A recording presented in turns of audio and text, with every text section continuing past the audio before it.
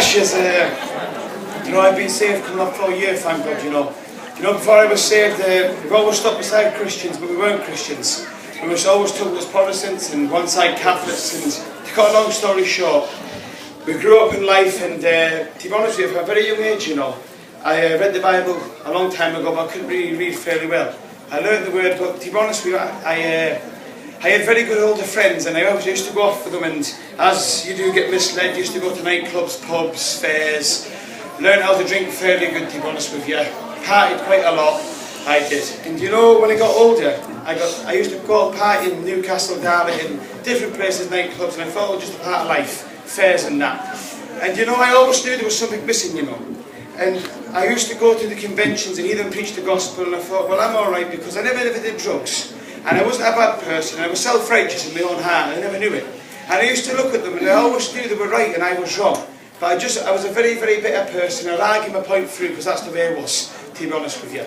So as time went on, I heard the gospel at 15 or 16, walked away, decided to follow my friends, go drinking, partying, went everywhere for a party, to be honest with you.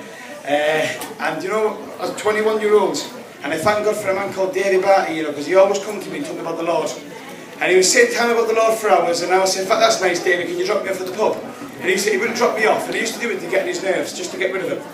And I would go to the pub and I'd get drunk, and I'd go to the nightclub and etc.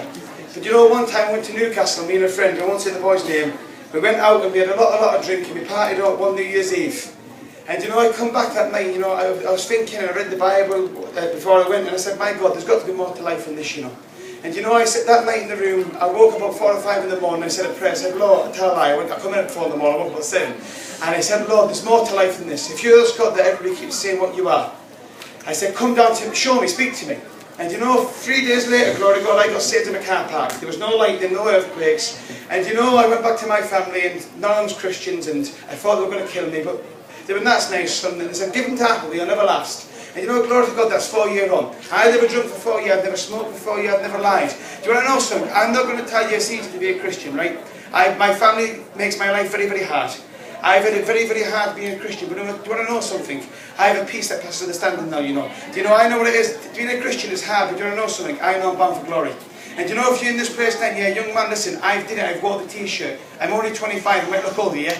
But there's nothing in that world, There's nothing out there. Please, tonight, give Jesus a chance. Don't be like I did, run away for another 3 or 4 years. Come tonight and give him a chance in your life. God bless.